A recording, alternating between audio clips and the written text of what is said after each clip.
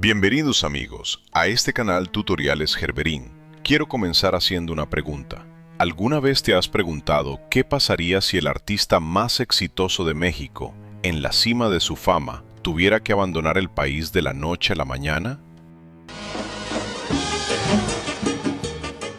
¿Se imaginan? Bueno, pues eso le pasó justamente a Pérez Prado, el hombre que hizo que todo México bailara mambo. Hoy les voy a contar la historia del rey del mambo, una historia de éxito, de fama, de música que revolucionó una época, pero también de envidias, de intrigas y de un final que pocos imaginan. Pero antes, déjenme decirles algo, que para ustedes es muy fácil. Compartan este video con otros conocedores como ustedes, y si todavía no se han suscrito, aún están a tiempo de hacerlo. Si este video es de su agrado, no olviden regalarme ese like que tanto se agradece. Ahora sí, sin más bla bla bla, vámonos directo al punto.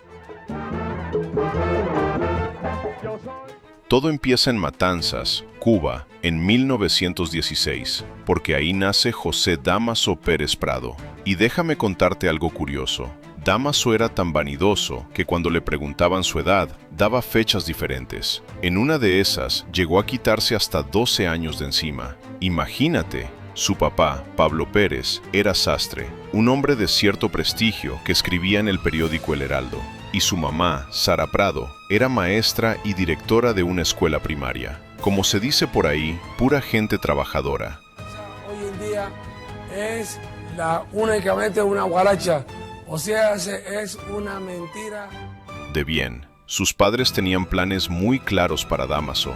Querían que estudiara medicina, un doctor en la familia. ¿Te imaginas el orgullo? Pero resulta que desde pequeño, Dámaso sentía otra cosa. Escuchaba la música y algo dentro de él se encendía. Por obedecer a sus padres, entró a estudiar medicina. Cursó el primer año, pero después simplemente lo dejó. Se salió de la escuela para dedicarse de lleno a lo que él realmente quería, la música. En 1940, siendo apenas un joven, se fue a La Habana, la capital, donde todo pasaba. Ahí empezó a tocar en varios lugares, merodeando por el aeropuerto habanero, buscando oportunidades.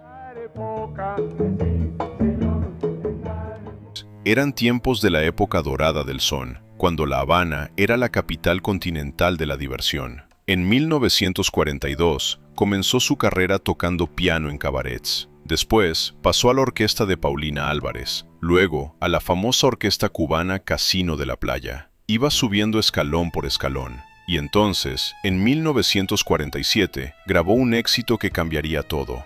¡Qué rico el mambo! ¡Qué rico el mambo! Con esa canción se fue de gira a Argentina y Venezuela. La gente empezaba a conocer su nombre. Pero aquí viene lo interesante. En 1948, las casas discográficas cubanas le cerraron las puertas a Dámaso.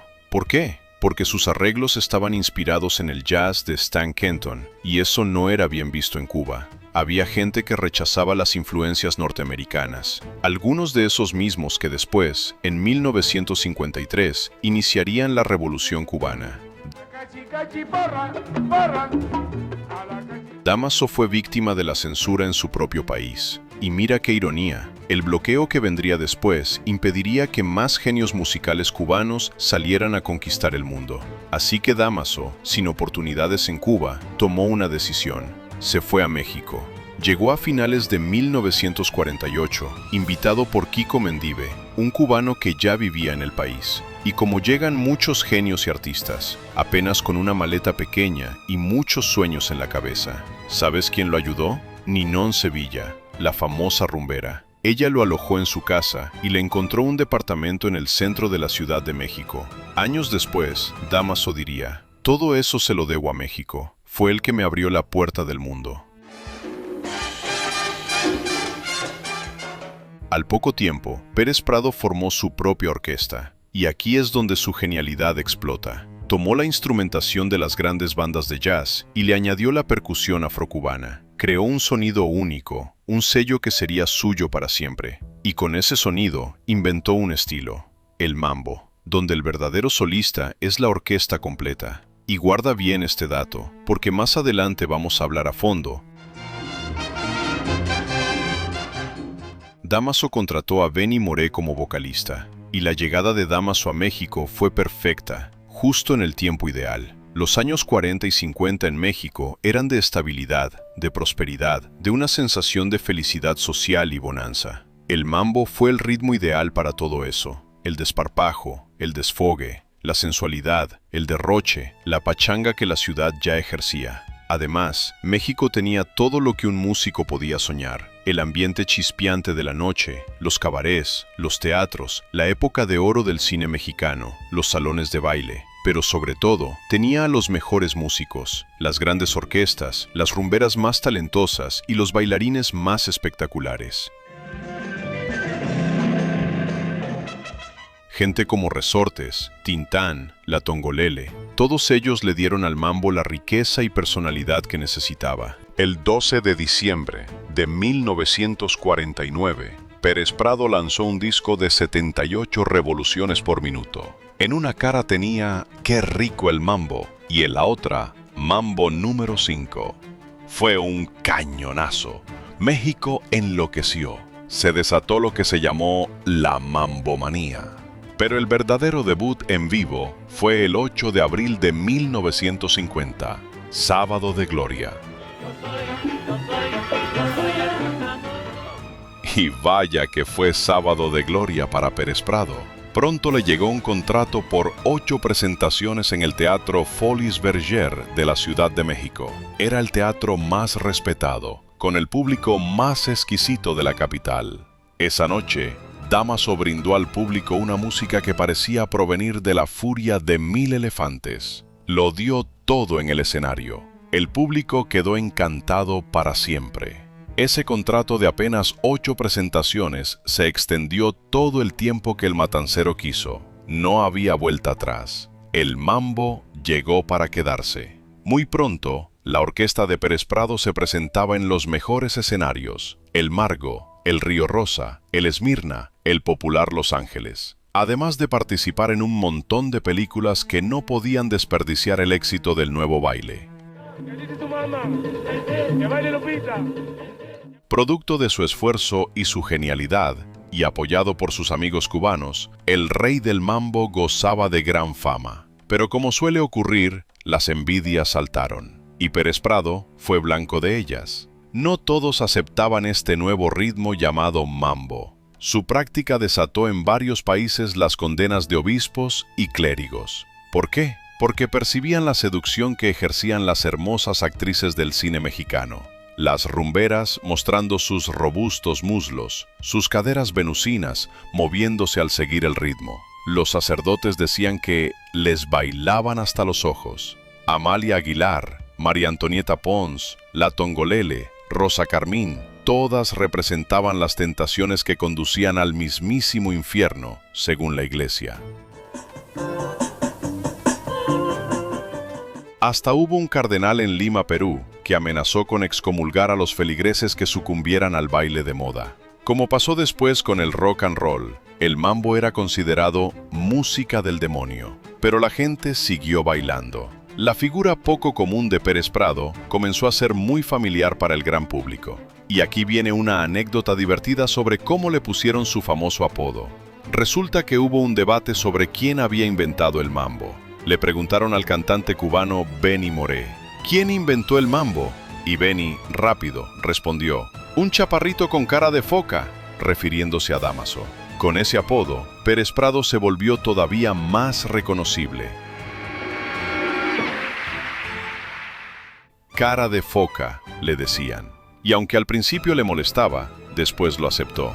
Y ya que estamos hablando de quién inventó el mambo, déjame decirte que ha habido mucha polémica sobre esto. Algunos dicen que el mérito corresponde a Israel Cachao López y su hermano Orestes, quienes añadieron una sección más rítmica al danzón, a la cual pusieron por nombre mambo. Otros dicen que el mero papá del mambo es Pérez Prado, por su estilo orquestal único, en el cual asimiló creativamente la influencia de las grandes bandas de jazz norteamericanas y lo combinó con los ritmos tradicionales cubanos. ¿Tú qué opinas? Y miren, tal vez pocos sepan que el cine mexicano aprovechó a Pérez Prado al máximo. Hay varias películas donde aparece, casi en todas las de rumberas que salían en esa época. Se sabía que Dámaso era muy coqueto y le gustaban las mujeres guapas. En esa época se codeaba con las mujeres más hermosas de México y el mundo. Él era el ídolo, el de moda, el maestro, y se le acercaban muchas mujeres con las cuales tenía relaciones pasajeras. Se dice que a las mujeres que le atraían se les acercaba y les decía que las inmortalizaría, que les compondría un mambo. Y pues ya saben, risueño el niño y le hacen cosquillas. Dámaso participó en películas como Son del Mambo, Coqueta y muchas más. Su música acompañó la fotografía de directores mexicanos y extranjeros. Incluso Federico Fellini usó su música en La Dolce Vita en 1960 con la famosa pieza Patricia. Y aquí llegamos a la parte más perturbadora de esta historia. Pérez Prado estaba en lo más alto de su popularidad. Le llovían contratos por doquier, solicitudes para aparecer en las mejores películas del cine de oro. Tenía fama, dinero, reconocimiento. Nadie con esa fama y esas oportunidades abandonaría el país nomás porque sí, ¿verdad? Pues el domingo 6 de octubre de 1953, de manera intempestiva, Dámaso Pérez Prado tomó un avión de Mexicana de Aviación con rumbo a La Habana y luego se dirigió a Estados Unidos. No regresaría a México sino hasta 11 años después, en 1964. ¿Qué pasó? ¿Por qué se fue? Aquí es donde empiezan las versiones, los mitos, las leyendas, y nadie sabe con certeza cuál es la verdad. Y es que miren, se dice que fue un pleito con el gobierno mexicano porque se le prohibió interpretar el himno nacional mexicano a ritmo de mambo, que cuando lo hizo lo consideraron un desacato y lo deportaron. Pero esta versión cayó por su peso. Nadie jamás oyó ese mambo del himno. Pero también están los que dicen que el líder de los compositores, Gómez Barrera, envidioso por su éxito desbordante, intrigó para que lo deportaran. Y otros más, que el líder de los músicos, Venus Rey, al no dejarse explotar por Pérez Prado, intrigó y lo deportaron. O, según algunos, tuvo desavenencias contractuales con el propietario del Teatro Margo, lo denunció y lo deportaron. Pero amigos, y esta parece ser la verdadera, fue por un lío de faldas. Sí, amigos, resulta que estaba en México una vedette brasileña llamada Leonora Amar, quien sostenía un tórrido romance con el expresidente Miguel Alemán. Y entonces se dice que Dámaso le ofreció a Leonora hacerla una estrella rutilante si firmaba un contrato de exclusividad con él. Por principio de cuentas, harían una gira a Japón. La joven brasileña de 25 años se inclinó por su carrera artística mundial, y el presidente alemán, celoso, decidió cortar por lo sano. Ordenó deportar a Pérez Prado. Y claro, no faltó un funcionario tan poderoso que movió sus influencias y lo sacó del país. Pérez Prado no podía regresar a México. Lo meterían a la cárcel, o peor, atentarían contra su vida. Pero su carrera continuó en Estados Unidos y en otras partes del mundo. Y vaya que continuó. En 1958 impuso la pieza musical Patricia, la cual grabó muchas veces y con diferentes arreglos. Esta pieza fue utilizada en 1960 por Federico Fellini en su película La Dolce Vita. A finales de los años 60, tuvo un gran éxito con su melodía Mambo del Taconazo.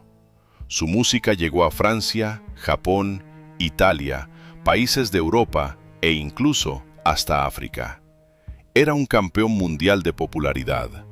Entre sus composiciones más conocidas están Qué rico el mambo, Mambo número 5, que en 1999 el cantante alemán Lou Bega lanzó en una nueva versión.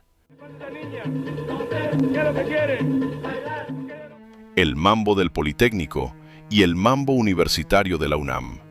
En 1964, después de 11 años de ausencia, finalmente Pérez Prado regresó a México. ¿Cómo fue posible? Pues aquí entra otra figura importante, María Victoria, la protagonista de La criada bien criada. Se cuenta que María Victoria habló con el entonces presidente de México, Adolfo López Mateos, quien accedió a admitirlo nuevamente en el país. Y en 1980, Pérez Prado adquirió su carta de nacionalidad mexicana. México, el país que lo había expulsado, ahora lo adoptaba como hijo. Y miren ustedes, entre las curiosidades que rodearon al músico, hay varias que vale la pena mencionar.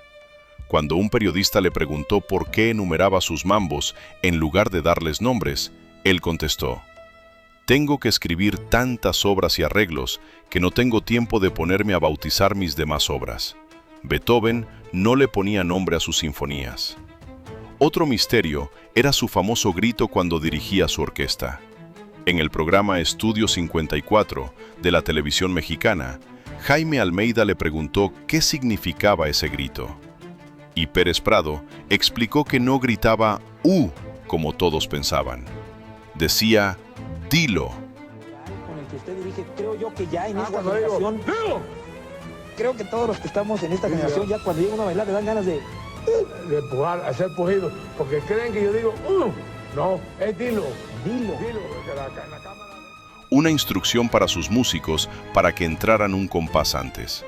A veces lo sustituía por el apodo del músico, Tribilín o Cerido.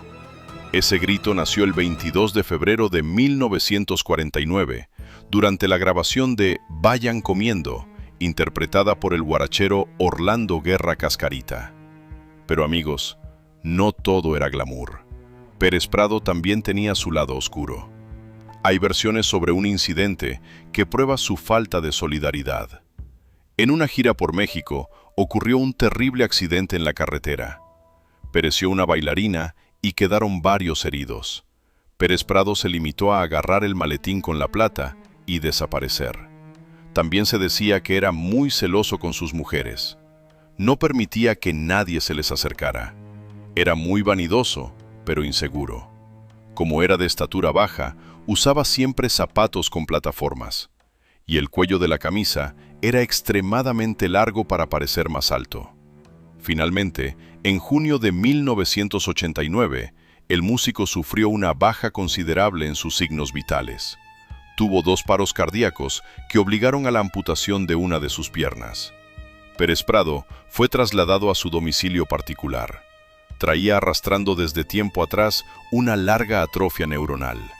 No dormía, y cuando lograba hacerlo, solo conciliaba el sueño 4 o 5 horas por día. Permaneció en su casa, viviendo de manera austera, sin la opulencia, sin el brillo de esos años dorados en los que su nombre y su música sonaban en todo México. Sus últimos días los pasó sufriendo una larga agonía. Y sería precisamente allí donde partió, el sábado 14 de septiembre de 1989, víctima de un paro cardíaco. José Dámaso Pérez Prado dejaba una viuda con la que se había casado en 1979, cuando él tenía 63 años y ella 25. También dejaba a otra mujer de la que se había divorciado en 1976 y 2 hijos, Damasito y María Engracia. Es posible que el rey del mambo se haya imaginado en su último aliento con su peluca negrísima, su barba de chivo, sus zapatos de distintos tonos, vestido con su traje blanco, viendo bailar a las espectaculares Ninón Sevilla o Tongolele frente a él.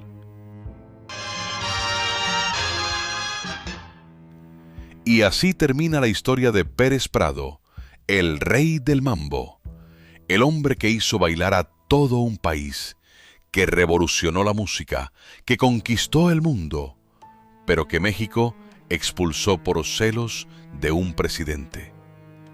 ¿No te parece increíble? Un artista en la cima de su fama, corrido del país que lo había recibido con los brazos abiertos. Y todo por enamorarse de la mujer equivocada. Y es que, amigos, el éxito no te protege de nada. Que puedes ser el más famoso, el más talentoso, el más exitoso, y aún así, los poderosos pueden destruirte si se les da la gana. Pero también nos enseña que el verdadero talento trasciende fronteras. Aunque lo expulsaron de México, su música siguió sonando en todo el mundo. Y hasta el día de hoy, cuando escuchas Mambo número 5 o Patricia, sigues moviendo los pies. Si esta historia te sorprendió tanto como a mí, dale like a este video. Ayúdame a que más gente conozca la verdadera historia del rey del mambo, no solo la versión glamorosa. Déjame tu comentario. ¿Cuál crees que fue la verdadera razón de su expulsión? ¿Conocías esta historia? ¿Qué opinas del poder que tenían los presidentes en esa época? Compártelo con tu familia, especialmente con los que vivieron esa época. Seguro tienen sus propias anécdotas sobre cuando bailaban mambo. Y amigos, ahora hablemos de el bárbaro del ritmo, Benny Moré. Y es que imaginen esto, un hombre que nunca estudió música formalmente, que aprendió a tocar en una guitarra que él mismo fabricó de niño, que llegó a La Habana descalzo y sin un peso, y que terminó siendo considerado el mejor sonero que ha dado Cuba. Esta es la historia de Benny Moré, el bárbaro del ritmo. Una historia de talento puro, de superación, de éxito, pero también de excesos que le costaron todo. Y como siempre, comencemos desde el principio. Benny Moré nació un 24 de agosto de 1919 en Santa Isabel de las Lajas, en lo que hoy es la provincia de Cienfuegos, Cuba. Y déjenme contarles algo que los va a sorprender. Según la tradición familiar, el tatarabuelo materno de Benny habría sido hijo de un rey en una tribu del Congo. Fue capturado a los 9 años y vendido como esclavo en Cuba a Ramón Paredes, dueño de una plantación. Increíble, ¿verdad? Se dice que ese tatarabuelo, originalmente llamado Tarrón Gundo, adoptó primero el apellido Paredes y luego Moré, al ser vendido a diferentes dueños, según las costumbres de la época. Así que el apellido Moré tiene un origen ligado a esa dolorosa historia. Como muchos apellidos de esa época, llevaban consigo un alto costo humano por pagar. Por otro lado, también se comenta que siendo el mayor de 18 hermanos, Benny heredó el apellido Moré de su madre, en una línea materna de relaciones no legitimadas, presuntamente con hombres blancos. Por eso el apellido Moré se mantuvo hasta él. Desde niño, Benny mostró un talento natural para la música que era simplemente increíble. A los 6 años, escúchenme bien, a los 6 años fabricó su propia guitarra y aprendió a tocar los congos usando bancos porque era muy bajito, no alcanzaba. Su pasión por la música y su habilidad para bailar reflejaban el ritmo que llevaba en la sangre. Pero la vida no fue fácil. Debido a las dificultades económicas, Moré dejó sus estudios y trabajó en el campo.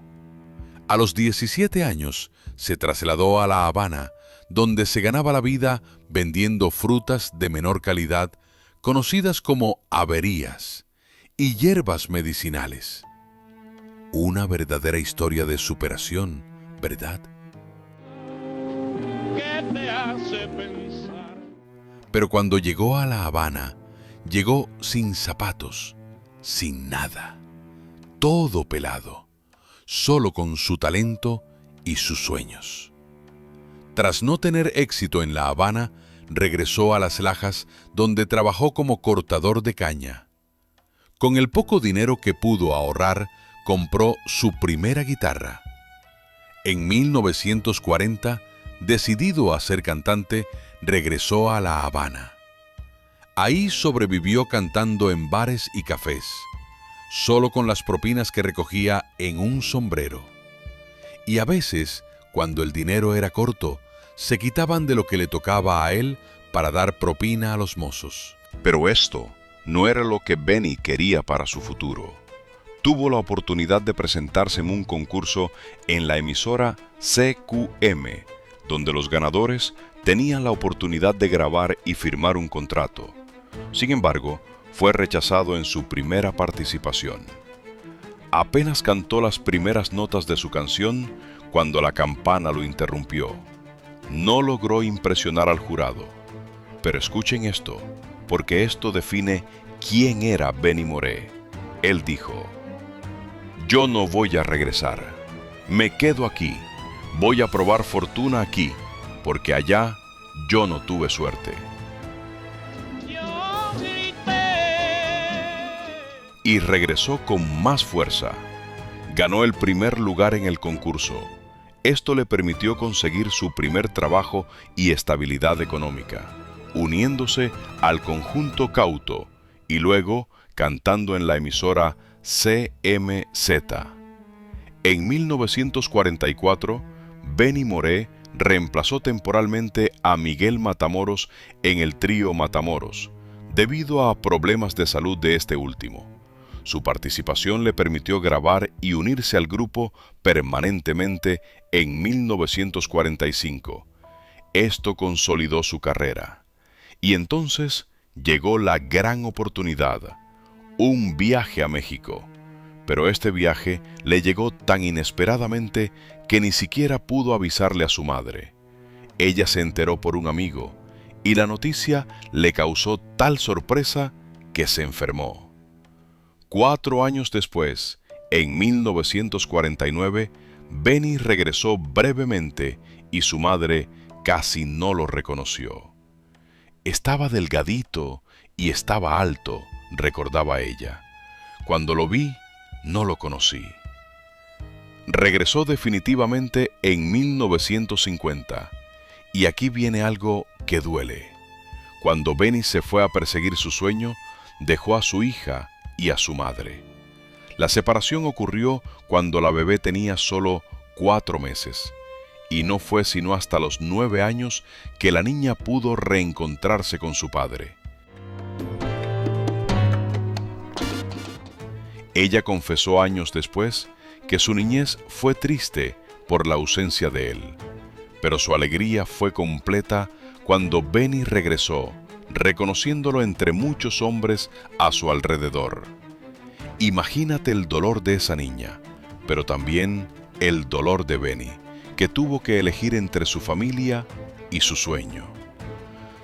Y eligió el sueño primero.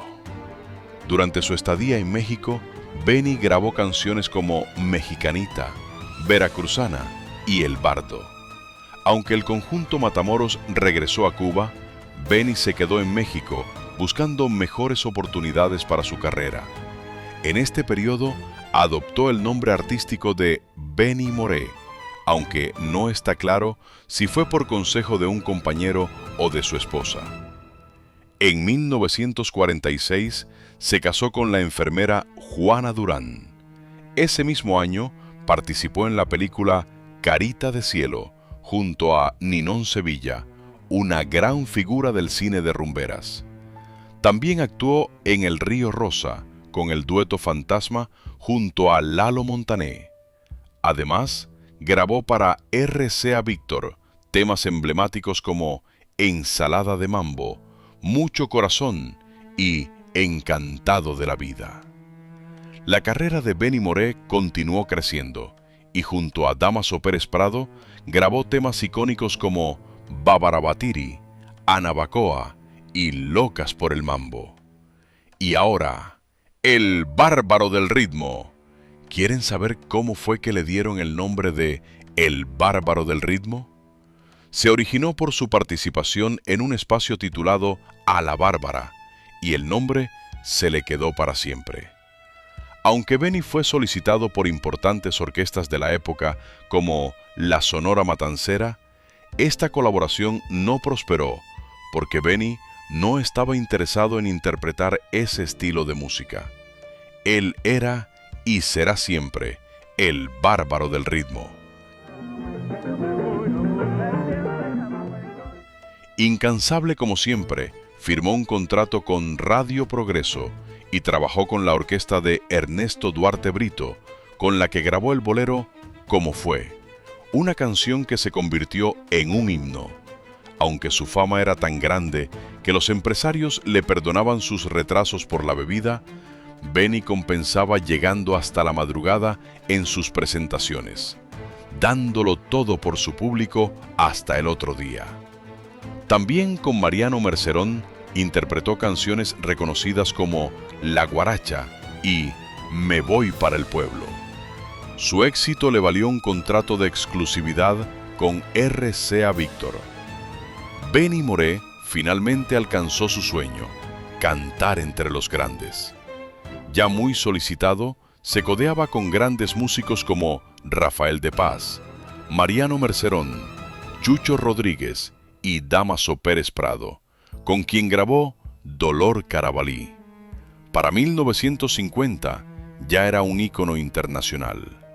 En su regreso a Cuba, grabó Bonito y Sabroso, su primera canción en el país después de 6 años de éxitos fuera, y fue un éxito total. En los años 1950 y 1951, Benny Moré siguió cosechando éxitos, grabando temas como La Culebra, Candelina y Rabo y Oreja. Durante su tiempo en La Habana, se presentó en la emisora RHC Cadena Azul y tuvo la oportunidad de trabajar con la orquesta de Bebo Valdés, quien le introdujo al estilo musical batanga. Y ahora, amigos, aquí es donde la historia se vuelve perturbadora. Y es que, con el renombre y el dinero que había ganado, Benny comenzó a disfrutar de una vida llena de excesos, fiestas, mujeres y su gran pasión, la bebida. Su fama lo llevó a gastar a lo grande, en centros nocturnos donde las bebidas corrían por su cuenta y las fiestas no terminaban hasta el amanecer. Además, desarrolló un gusto por el juego, pasando días y noches enteros en este vicio. Oye, ¿qué están viendo? ¿No estamos viendo esto? Bueno, tomen para que sigan, decía mientras repartía dinero. A pesar de todo, continuó sumando éxitos en su carrera. En 1952, colaboró con la Orquesta Aragón de Cienfuegos y en 1953 con Así es la Humanidad. También fungió como director de su propia orquesta, conocida como La Tribu. Esta banda de 40 músicos y cantantes, dirigida con gran habilidad por Benny, sobresalía por su talento para improvisar, adaptándose a los cambios que él indicaba con simples movimientos de sus manos.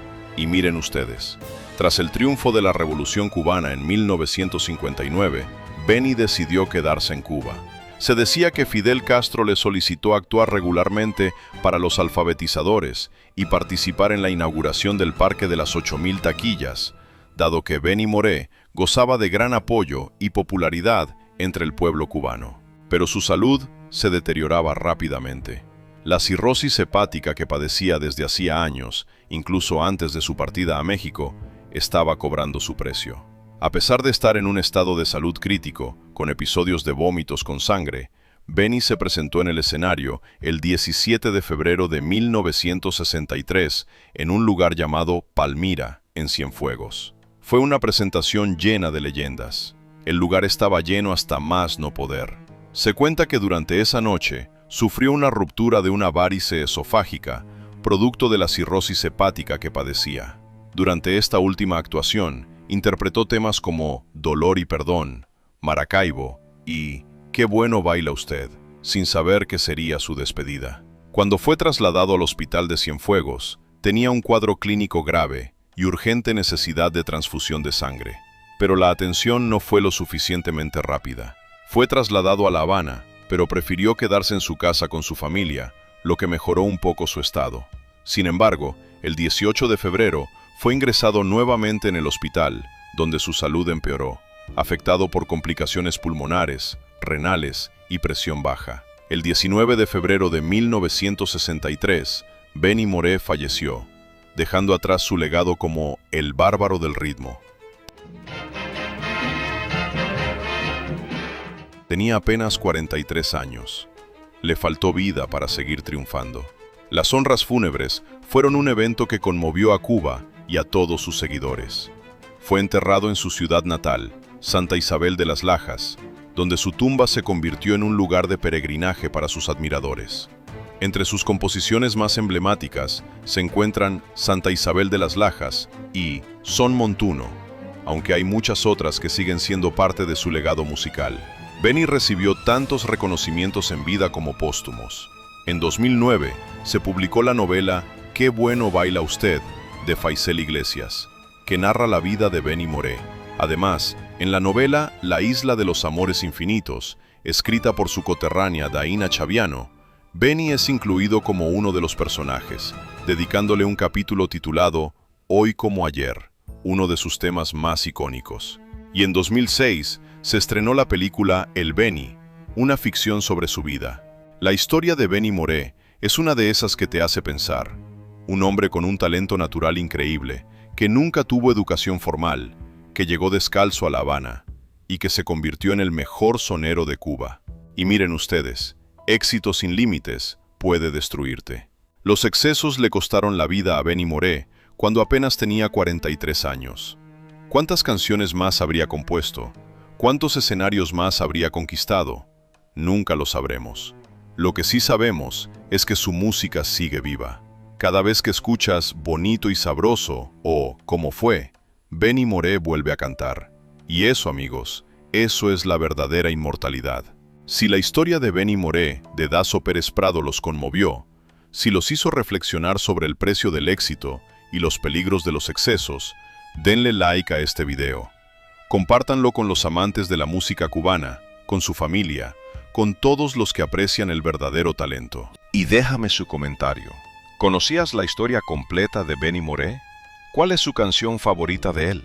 ¿Crees que habría vivido más si hubiera controlado sus excesos? Me encanta leer cada uno de sus comentarios y saber qué piensan sobre estas historias de leyendas que marcaron la música latina. Si quieres más historias fascinantes de los grandes de la música tropical y cubana, esas que nadie cuenta completas, suscríbete al canal y activa la campanita. Nos vemos en el próximo video. Y recuerda, Benny Moré se fue demasiado joven, pero su música es eterna. Hasta la próxima, y que siga sonando el son cubano. Nos vemos en el próximo video, y recuerda, cada vez que bailes mambo, estás bailando la música de un genio que México expulsó, pero que el mundo nunca olvidó. Hasta la próxima, esto fue Tutoriales Gerberín, y que siga sonando el mambo.